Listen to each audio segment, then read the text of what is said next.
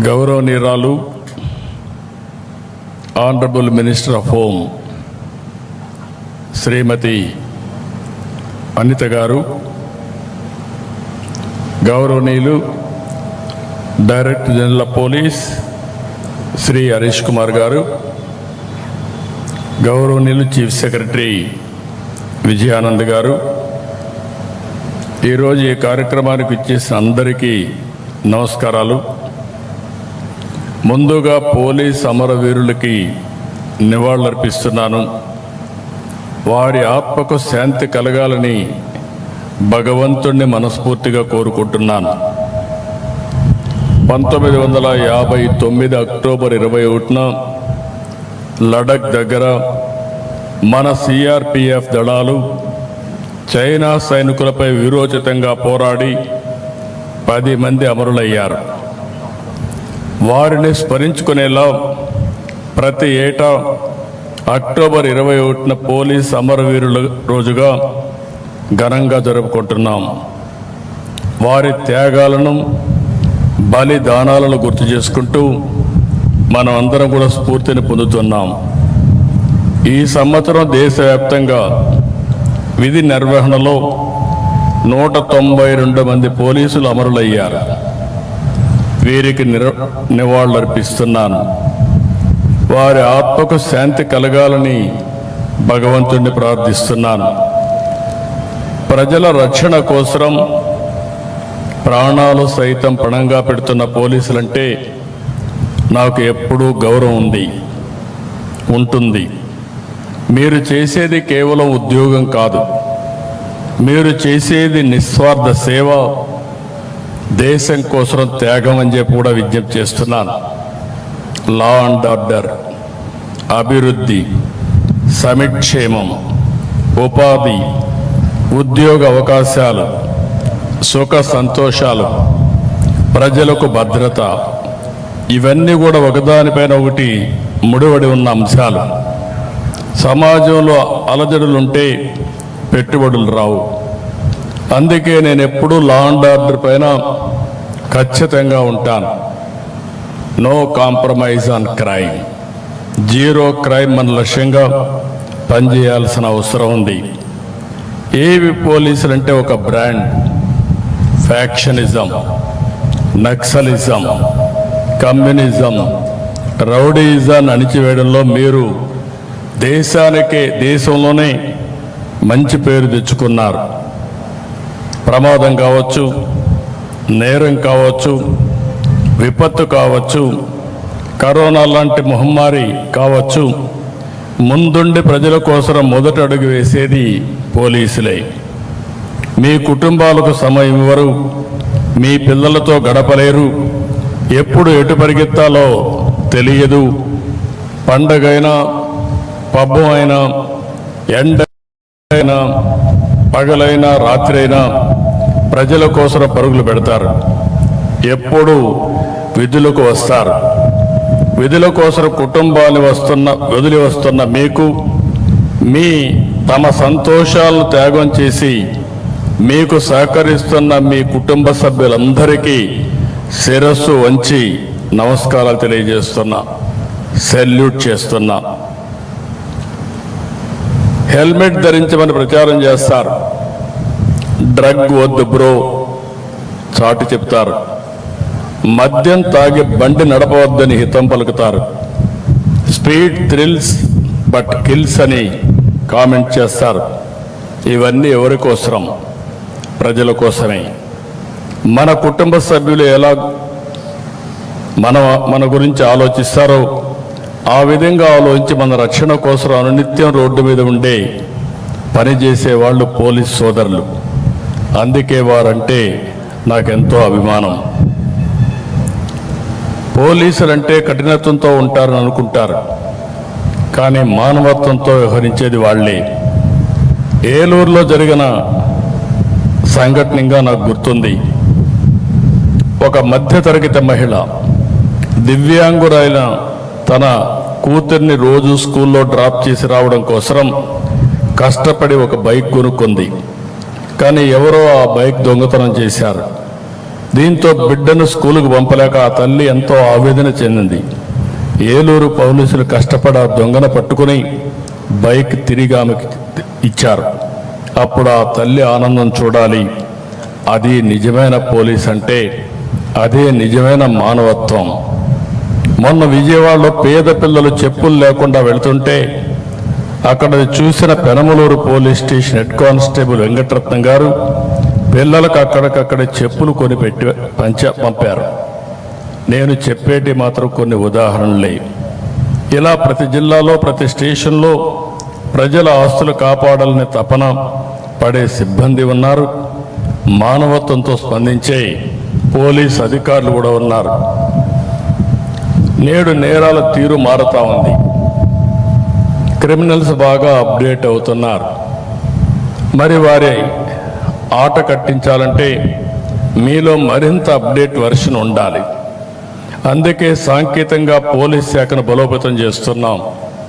Cyber నేరాలు, white collar నేరాలు పెరిగాయి. సీసీటీవీ కెమెరాలు, డ్రోన్లు, ఫోన్ సిగ్నళ్ళు, గూగుల్ టేక్అవుట్స్, ఇలా టెక్నాలజీని విస్తృతంగా ఉపయోగించుకోవాల్సిన అవసరం ఉంది. అప్పుడు ఎటువంటి నేరస్తుడైనా ఈజీగా పట్టుకునే అవకాశం ఉంటుంది. రాష్ట్రంలో ప్రతి 55 కిలోమీటర్లకు ఒక సీసీటీవీ కెమెరా ఏర్పాటు చేస్తున్నాం. ఇది పోలీస్ యంత్రాంగానికి 3వ కన్నులా పనిచేస్తుంది. ఎవరు ఎక్కడ ఏ తప్పు చేసినా రికార్డుగా పట్టుకునే అవకాశం వస్తుంది. టెక్నాలజీకి అనుగుణంగా శిక్షణ, ఆధునాతన పోలీస్ స్టేషన్లు, ఈగల్, శక్తి బృందాల ఏర్పాటుతో రాష్ట్ర పోలీసు వ్యవస్థ ఆదర్శంగా నిలిచింది. డ్రగ్స్, గంజాయి పంటను గుర్తించి ధ్వంసం చేస్తున్నారు. స్మగ్లింగ్ని అరికడుతున్నారు. అడవుల్లో డ్రోన్లు ఎగరేసి ఎర్రచందనం దొంగలను కట్టడి చేస్తున్నారు. ఈ విషయంలో మిమ్మల్ని అందరినీ అభినందిస్తున్నా.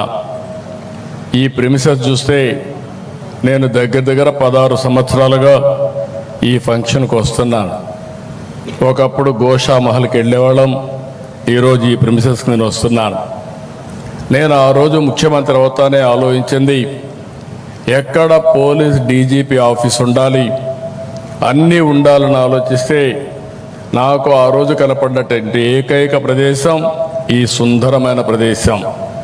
ఒక పక్క అడవులు, ఒక పక్క నేషనల్ హైవే, అటు విజయవాడ గుంటూరుకు మెయిన్ హైవే కింద ఆ రోజు ఆలోచిస్తే ఈరోజు భారతదేశంలో ఎక్కడా లేనటువంటి బ్రహ్మాండమైన ఆఫీసు ఈరోజు మనకుందంటే దీనికి నేను గర్వపడుతున్నా.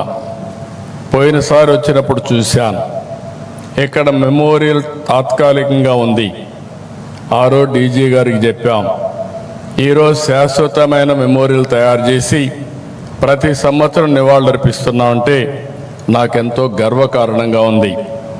ఈరోజు పోలీసులందరికీ ఒకటే విజ్ఞప్తి చేస్తున్నాం, విజిబుల్ పోలీసింగ్ ఉండాలి, ఇన్విజిబుల్ పోలీస్ ఉండాలి.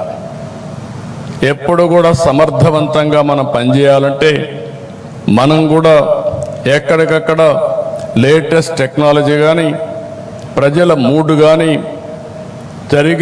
జరిగే నేరాలు, జరగబోయే నేరాలని అధ్యయనం చేసే పవిత్రమైన పరిశోధన కేంద్రాలయంగా ఈ డీజీపీ ఆఫీస్ ఉండాల్సిన అవసరం ఉంది.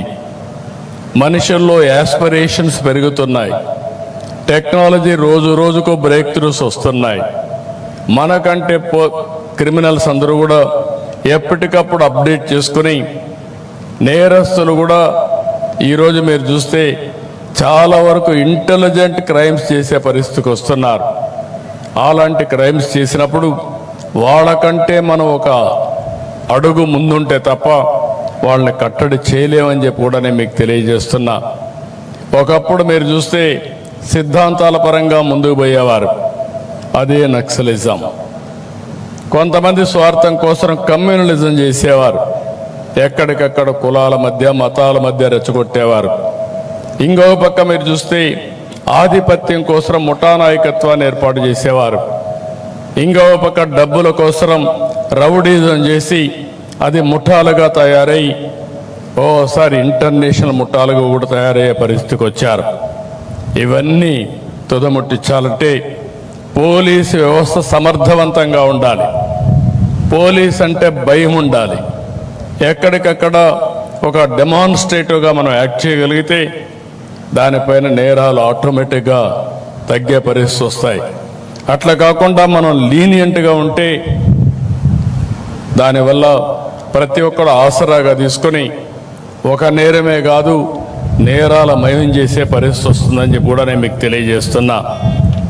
ఇటీవల కాలంలో మనం చూస్తున్నాం, నా అనుభవంతో చెప్తున్నాం, 45 రాజకీయాలు, 48 సంవత్సరాలు, రేపు 28కి మొట్టమొదటి ఎమ్మెల్యేగా అయిన తర్వాత సుదీర్ఘమైనటువంటి రాజకీయ జీవితంలో అనేక సమస్యలు చూశాను.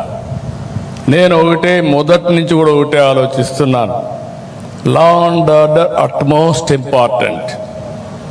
నిన్న గూగుల్ పెట్టుబడులు $15 బిలియన్ ఆంధ్రప్రదేశ్కి వచ్చిందంటే, వైజాగ్కి వచ్చిందంటే వారికి ఒక నమ్మకం.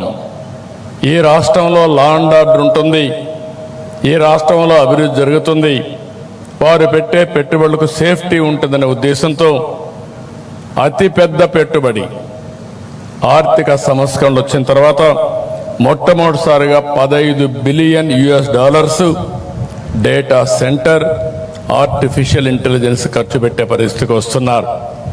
ఇది ప్రపంచానికి ఒక హబ్బుగా తయారవుతుంది.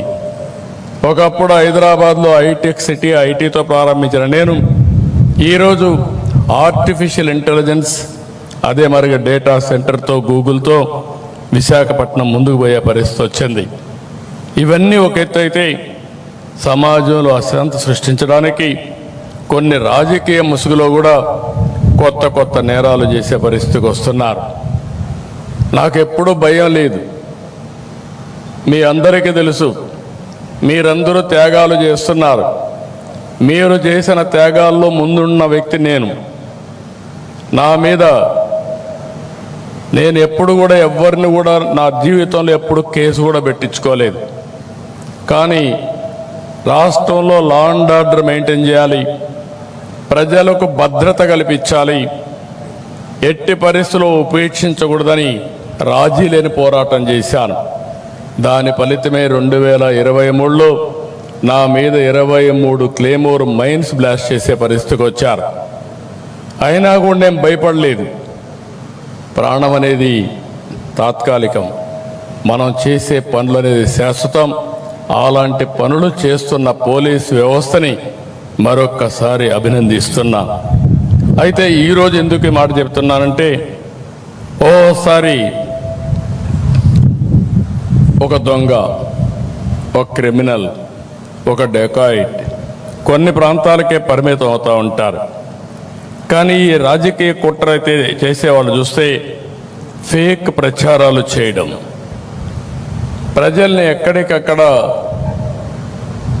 ఒక చెడు వాతావరణాన్ని క్రియేట్ చేయడానికి వాళ్ళని ప్రోత్సహించడం, సమాజంలో కులాల మధ్య, మతాల మధ్య చిచ్చు పెట్టే కుట్రలు చేయడం, రాష్ట్రంలో శాంతి భద్రత విఘాతం కలిగించేలా కొన్ని ప్రయత్నాలని, కుట్రల్ని ఒక్కసారి మీ అందరికీ గుర్తు చేస్తున్నా. ఎందుకంటే పోలీసులు చాలా జాగ్రత్తగా ఉండాలి.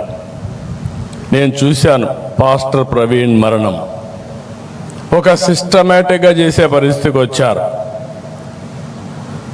దాని మీద 2 కుల మతాల మధ్య చిచ్చు పెట్టే ప్రయత్నం చేశారు. దానికి రాజకీయంగా సహకరించే పరిస్థితి, కుట్రబన్నే పరిస్థితికి వచ్చారు. దాన్ని సీసీటీవీ కెమెరాల సాయంతో పోలీసులు ఎస్టాబ్లిష్ చేశాం. అంటే చాలా స్పష్టమైన కేసు. ఒక వ్యక్తి తప్పు చేసి ఎక్కడికక్కడ సీసీటీవీ కెమెరాల్లో ఉండి దాన్ని మతాల మధ్య క్రియేట్ చేయాలనే పరిస్థితికి వచ్చారంటే మనం అందరం గుర్తుపెట్టుకోవాల్సిన అవసరం ఉంది. సకాలంలో పోలీసు వ్యవస్థ యాక్ట్ చేశాం కాబట్టి తీవ్రమైన నష్టాన్ని నివారించగలిగాం. రెండోది, మీరు ఒకసారి చూస్తే మొన్నే జీడి నెల్లూరు, వెదురుకుప్పం మండలం అంబేద్కర్ విగ్రహానికి నిప్పు పెట్టి దాని మీద వేరే వాళ్ళపైన నెపవేసి తద్వారా రాజకీయ లబ్ధి, వ్యక్తిగత ప్రయోజనాలు పొందాలని ఆలోచించారు. అక్కడ సీసీటీవీ కెమెరాలు ఇవన్నీ దొరికాయి కాబట్టి ఇమీడియట్గా నివారించగలిగాం. లేకపోతే మీరు గుర్తుపెట్టుకోవాల్సింది, దాన్ని ఒక నేషనల్ ఇష్యూగా అంబేద్కర్ పైన ఈ రాష్ట్ర ప్రభుత్వమే ఇలాంటి డ్యామేజ్ చేస్తుందని చెప్పాలని కుట్ర చేసే పరిస్థితికి వచ్చారు. మొన్నే మీరు చూశారు, గుంటూరు పోయినప్పుడు కారు కింద మన పోలీసులే అక్కడ డ్రైవర్లు, అదే మరి మనమే సెక్యూరిటీ. ఆ కారు కింద చనిపోతే ఆ కుట్ర మానవత్వంతో ఎవరైనా సరే చేయాల్సింది హాస్పిటల్కి అడ్మిట్ చేయాలి. వీళ్ళు తీసి పొదల్లో బారేసి వెళితే అక్కడుండే పోలీసులు అంబులెన్స్ పిలిచి తర్వాత హాస్పిటల్కి పంపిస్తే అప్పటికే లేటే మధ్యలో చనిపోతే మరుసటి రోజు చనిపోయిన వ్యక్తి భార్యని పిలిపించి అంబులెన్స్లో ఉండే సిబ్బంది, ఈ ప్రభుత్వమే, ఈ పోలీసు వ్యవస్థనే అతను చంపేశారని స్టేట్మెంట్ ఇప్పించే పరిస్థితికి వచ్చారు. ఇవి కొన్ని కుట్రలో భాగాలు. ఇలాంటి చాలా సంఘటనలు చూశాను. మొన్ననే కల్తీ మద్యం వచ్చింది. ఈ ప్రభుత్వం ఒకటే చెప్పాను, చాలా స్పష్టమైన ఆదేశాలు ఇచ్చాను. ఎవడు ఎక్కడ తప్పు చేసినా, దోషి ఎక్కడున్నా, ఏ పార్టీ వాడైనా ఎవడైనా సరే యాక్షన్ తీసుకోవాలని చాలా స్పష్టంగా చెప్పాను. దానిపైన మీరు చూస్తే మరుసటి రోజున వరుసగా ఎవరు చనిపోయిన రాష్ట్రంలో ఈ కల్తీ మద్యంతో చనిపోయారని తప్పుడు ప్రచారం చేసి ప్రజల్ని భయభ్రాంతులు చేసే పరిస్థితికి వచ్చారు. ఇలాంటి కొన్ని విషయాలే మీ దృష్టి తీసుకొస్తున్నా.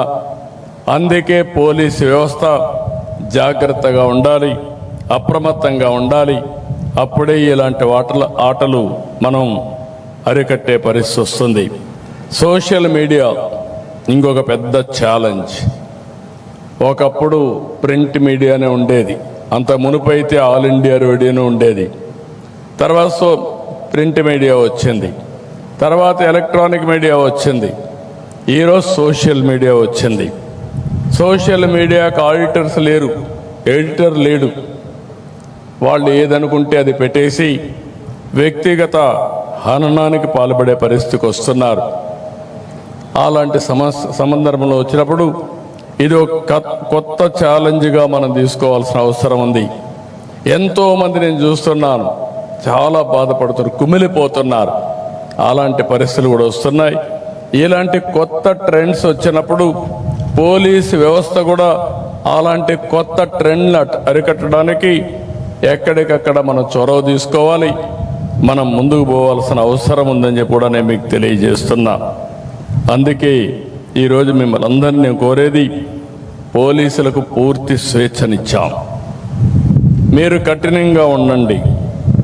లా అండ్ ఆర్డర్ కంటే ఏది ముఖ్యం కాదు. ఆడబిడ్డల అఘాయిత్యంగా చేస్తే ఎంతటి వాడైనా సరే, ఒకవేళ తాగిన మైకంలో చేసినా, లేకపోతే పోలీసులు ఏం చేయరనే అహంభావంతో చేసినా, అదే చివరి రోజు వాళ్ళకి కావాల్సిన అవసరం ఉంది. అప్పుడే ఇలాంటి మనం కంట్రోల్ చేస్తామని చెప్పి కూడా నేను మీకు తెలియజేస్తున్నా. మీరు ప్రభుత్వానికి, ప్రజలకు అండగా ఉండండి.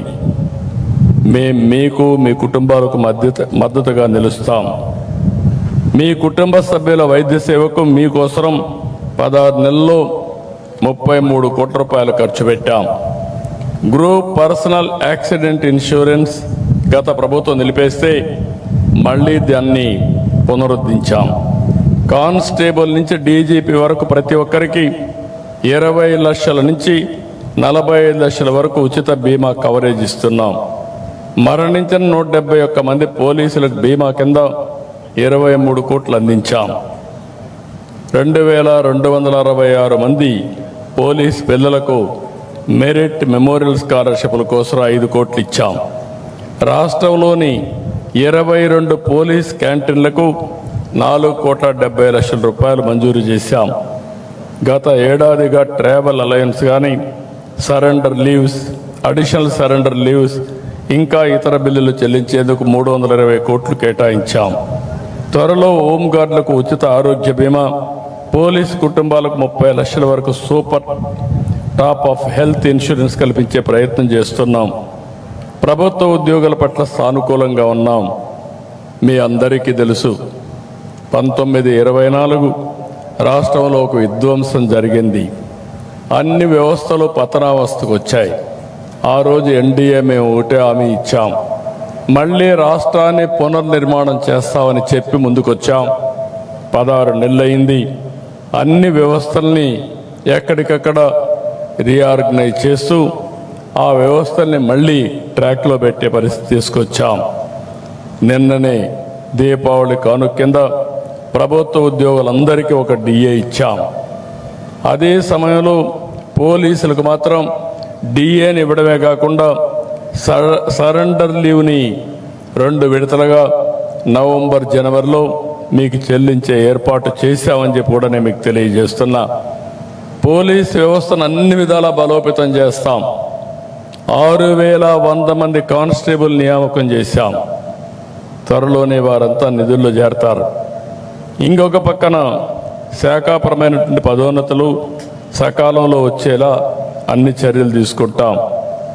ఇంకొక విషయం మీ అందరికీ ఫైనల్గా విజ్ఞప్తి చేస్తున్నా, మీ సంక్షేమం, మీ భద్రత చూసుకునే బాధ్యత ప్రభుత్వానికి.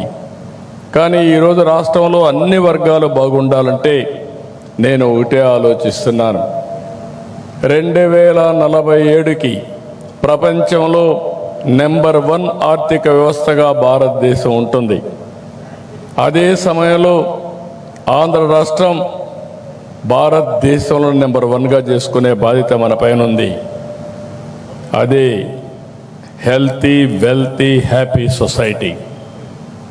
దీనికోసం లా అండ్ ఆర్డర్ చాలా ముఖ్యం. భద్రత ఉంటేనే ఇవన్నీ సాధ్యం. ఆస్తి భద్రత కానీ, లేకపోతే వ్యక్తిగత భద్రత కానీ, సమాజ భద్రత కానీ చాలా ముఖ్యం అని చెప్పి కూడా నేను మీకు తెలియజేసుకుంటూ, మరొక్కసారి ఈరోజు ఇక్కడికి వచ్చినప్పుడు అనిపిస్తుంది, one of the best premises. ఇక్కడ ఉండి ట్రైనింగ్ తీసుకున్నా, పనిచేసిన, లేకుంటే ఒక మంచి ప్రదేశంలో ఒక డీజీపీ ఆఫీస్ ఇక్కడికి వచ్చిందంటే, పోలీస్ ప్రెమిసెస్ వచ్చిందంటే, పోలీస్ హెడ్ క్వార్టర్స్ ఇక్కడ ఉందంటే చాలా సంతోషం.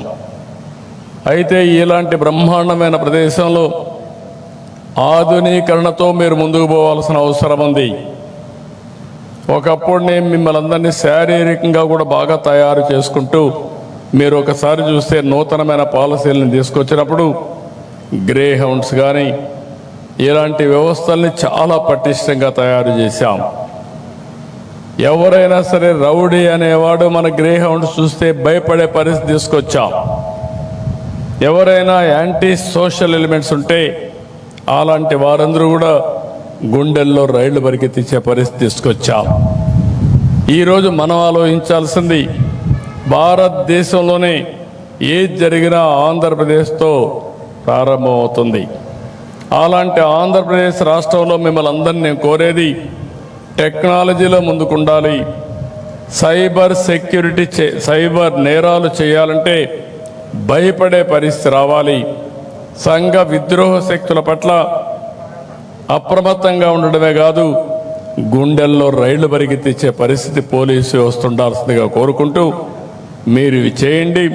నేను ఒకటే హామీ ఇస్తున్నా, మీ గౌరవాన్ని పెంచే బాధ్యత, మీ భద్రత కాపాడే బాధ్యత, మీరు మీ కుటుంబాలని అన్ని విధాలు ఆదుకునే బాధ్యత ఈ ప్రభుత్వం తీసుకుంటామని మరొక్కసారి విజ్ఞప్తి చేస్తూ, అందరికీ మనస్ఫూర్తిగా అభినందనలు తెలియజేసుకుంటూ, మరొక్కసారి పోలీస్ అమరవీరులకు జోహార్లు అర్పిస్తూ, జై ఆంధ్రప్రదేశ్, జై హింద్.